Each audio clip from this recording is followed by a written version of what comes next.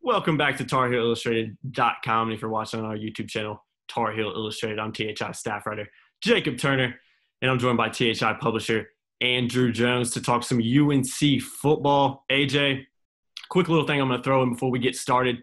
Me and AJ, for people who don't know, I'm sure a lot of people who are watching this video right now have seen the videos me and AJ did after every UNC football and basketball game last season. We labeled it the three things, a chat that we used to do, and we used to discuss three topics from either a Carolina win or a Carolina loss. Going to be doing the same thing here. Obviously, this is not after a game, but we're going to be doing the same kind of theme here, talking about three things about UNC's offense right now in preseason practice. AJ, so first thing. And by the way, we don't have to worry about music. Oh, trying yeah. to get the guy and try to get the guys in the arena that are putting the court away to stop playing music so we can actually do the video. We could probably have a whole separate podcast discussing the. That was a chore. Oh man, they were nice one time. They were cool the one time, but then they didn't like the fact we kept asking them. Yeah, because they're in there blasting like Rolling Stones on the loudspeaker, and we're just like, man, we can't do that. I had a guy in Pittsburgh cleaning the floor one time. That one. Everywhere I moved my camera, I was alone for that one. All of a sudden, here comes that guy. It was like he was on this little mini Zamboni. Oh, geez. So loud. We'd have a separate podcast discussing all that. We could talk for hours about outtakes. The woman with the food cart at Florida State. Oh yeah, I bet that will. So the only thing that can happen here is my dog may start barking. Exactly, my cat could come meow out the door over there, but hopefully she'll be distracted down there right now. But all right, AJ. So I want to jump into it. First thing I want to kind of talk about, I guess it'd be the first thing of our three, is North Carolina's offensive line, kind of how it's shaken out. How deep will the staff be able to go with it? I know Mac Brown's mentioned a few times that, fingers crossed, they kind of want 10 guys they could play with across that offensive line and be comfortable with. And I think he said a few times that he'd probably settle for 8, which maybe tells you all you need to know, that maybe he's closer to a number of 8 than he is to having 10 guys he can trust. But, AJ, let's just talk about that a little bit, how the offensive line's shaking out. I know Mac and a couple of the O-linemen kind of talked about it here recently. So how is that position and that group right now kind of shaking out in practice right now?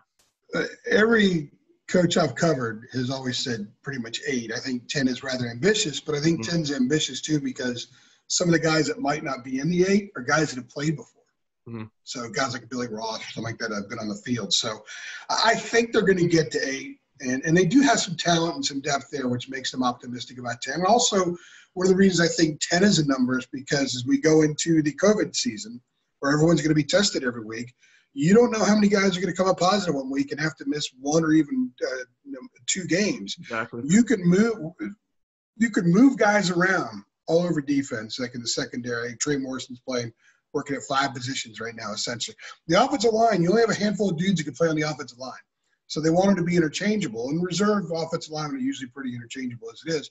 But having 10 means that if you lose 3 in a week, and then there's an injury, and suddenly you're down to 6 offensive linemen, they want to try to avoid that. So that's kind of where I think that number comes from. As far as will they get to it or not, I think they'll get to 8. I think they're probably pretty close to 8. And we know they're at 6 because they have 4 entrenched starters.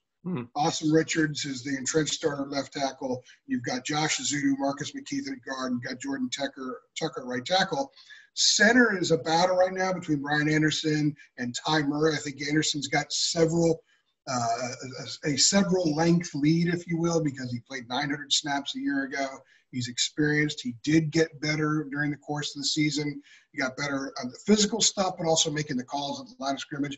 But Murray's a grinder. They love Murray. And I think that they know that someday down the road, Murray could be the guy, or even Jonathan Adorno, a freshman, a true freshman who's getting work there. He's getting work at tackle. He's getting a lot of work in different places.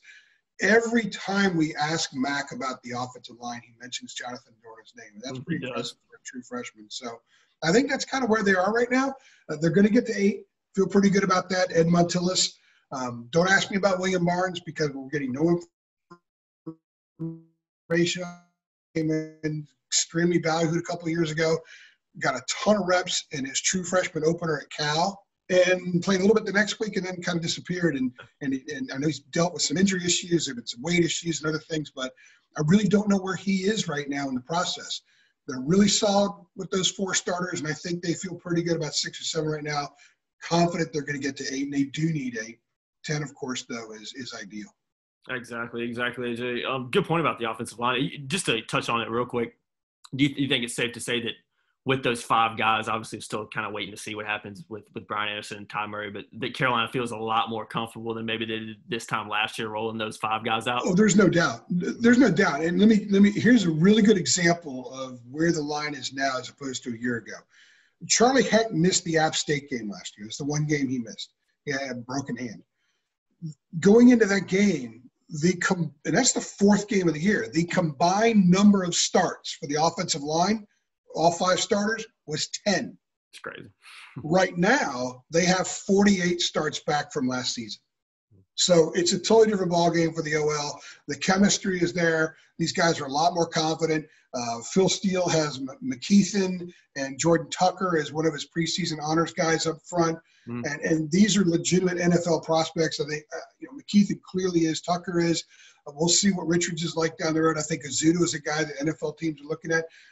Sort of a different notch for some of the – compared to some of the kids they've had – or the groups they've had in years past. They've had some solid offensive lines. They had some pretty good players there. But I think collectively this group has a chance to be the best offensive line they've had in several years, certainly since 15 when they set school records for yards and average points per game.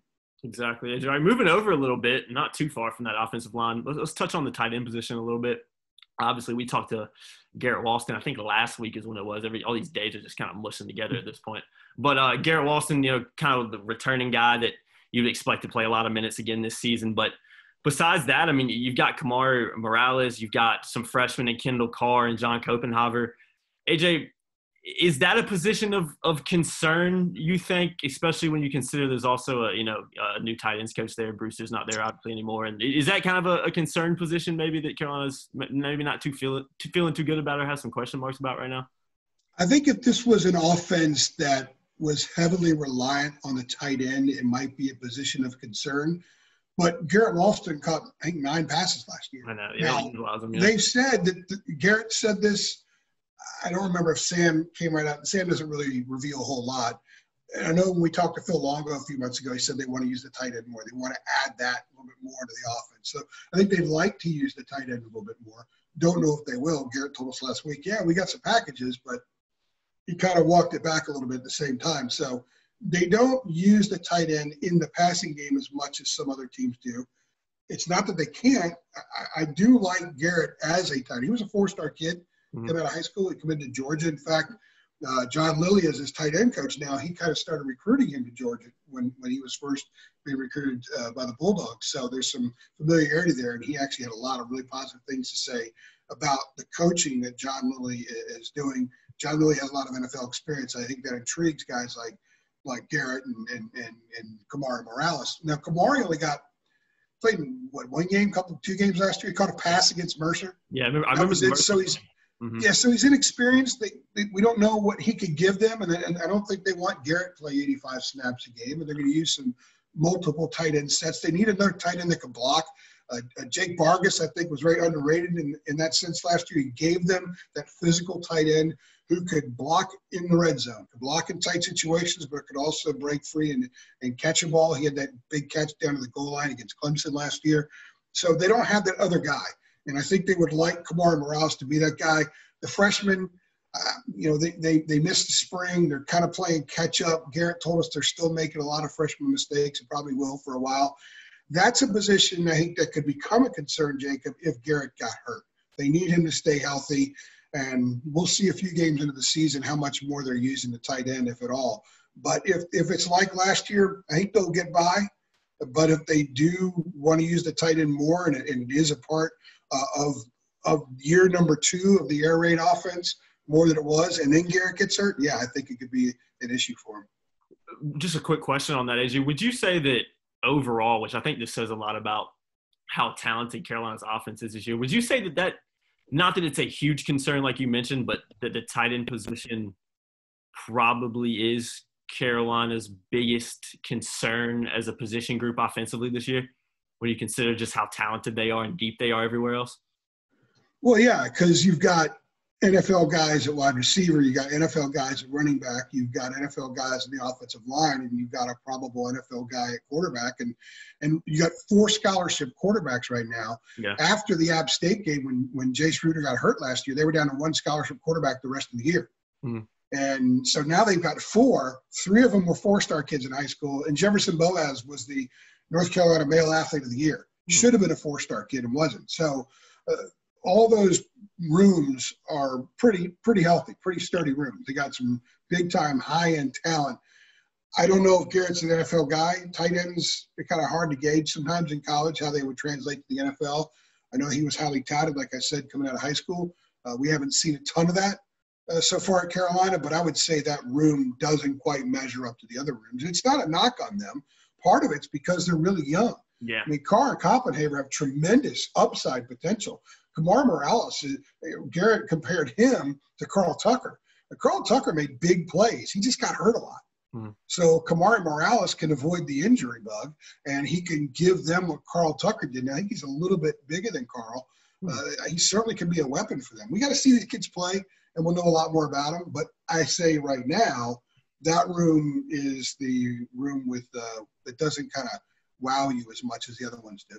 For sure, AJ. And last thing I want to touch on, you kind of touched on it a little bit there, but Carolina's quarterback room right now, I mean, Carolina last year for the majority of the season didn't have a backup quarterback that was on scholarship. They had Vincent Amendola back there, who I think recently has transferred, funny enough. But, he hit the portal last week, yeah. Yeah, so he's gone now, but you've got guys back there. You got Jace Ruder back fully healthy. Yeah, you've got you mentioned what Jefferson Boaz a second ago. You got Jacoby Criswell. So you've got guys back there now that are talented, at least, coming into college. You got to adjust to the college level with Criswell and Boaz. Obviously, Ruder's got a little bit of experience, but not really a ton. But how much better is Carolina probably feeling about that room than maybe they were, let's say, last November when it was just like, Sam, please don't get hurt? I would say that it is. I'm not a big cliche guy, but it's night and day, obviously. Yeah. And here's what's interesting about that room. Jace has only played like 36 snaps. Yeah, played one game 2 years ago against Georgia Tech, then broke his shoulder. Last year, he 7 snaps against Wake, had a 21, 22-yard run. That was a package designed for him in that game. Put him out there against App in a situation they wanted the quarterback to run, and he breaks his leg, and he's out. So he's got in the program experience. He's got watched a lot of film experience, but he doesn't have a lot of game rep experience. So he's still kind of green in that sense. And if he was thrust into a game, I think they're confident he'd be able to handle himself. But a lot of it would be learning on the fly because you cannot simulate games in practice, even scrimmages. It's just a different animal. But Jace has a lot of tools. He's an extremely smart kid. He's a mature kid. He's handled these injuries really well. And those kind of things usually portend to someone who will handle being on the field, getting the bulk of the snaps if he was ever thrust into that situation. I think he would do pretty well. Now, last year at Mac's Showtime camp, which is the highlight camp in June at the end of their camp series when they host high school prospects from all over the Southeast, the 2 kids that I was most impressed with were Jacoby Criswell and Jefferson Boaz. But Jefferson Boaz was playing tight end. He was running routes with Josh Downs and those guys. They mixed it up with the receivers a lot. And Jefferson was incredibly impressive to me, an amazing athlete, big kid, just kind of carried himself like a dude who's going to have success at whatever he wants to do. And Criswell was the same way. He was vocal. I know that somebody said something the other day that he hasn't been very vocal yet. Well, he's a true freshman. He's feeling his way around. But he was pretty vocal at camp, and he walked around like that was his joint. And he also looked really good throwing the ball. So they're in really good shape in that room as far as the potential that's there. They got a great quarterback in Sam. And Max said last week that they're probably going to have some packages for a backup. I would assume right now that backup is Jace, but we haven't been there physically yet because of all this COVID stuff. We've been doing everything via Zoom. I would think it is Jace, and I think that they're in pretty good shape with whoever they end up giving some reps to, because Mac wants to make sure if the starter goes down that the next guy up has actually been in the heat of battle. He's stared down the nostrils of a middle linebacker before, and multiple different looks that teams give, even if it's for 3 snaps a game. Imagine if Jace gets 3 or 4 snaps in one series against Syracuse, then he gets 3 or 4 against Charlotte, then 3 or 4 against BC. He's seeing different looks, and that's going to make him, that's going to kind of speed up how much more comfortable and ready he is if suddenly against Virginia he's thrown in there and has to play 3 quarters. Absolutely. I think it kind of goes without saying that this Carolina offense, on paper at least before the season started, if you're a Carolina fan or just a college football fan in general, this is definitely an offense that's got a lot of veterans back. It's an offense that's very explosive, and I think it's an offense, like I said, if you're a Carolina fan in particular, you got to be feeling pretty confident about going into this season, AJ. But that's going to do it for us. Hitting on a quick 3 things about UNC's offense as they're in the midst of practice right now ahead of their season opener against Syracuse on September 12th. Not too long now, AJ. Not too long at all. Less than a month. It's crazy, man. Time flies. Hopefully we'll actually see a season and actually see that game on. I'm really looking forward to it, AJ. But I've been Jacob Turner. He's been Andrew Jones. Thank you guys so much for tuning in. And if you've enjoyed this video, be sure to give it a like. Be sure to share it, and we'll see you guys in the next one. Thanks.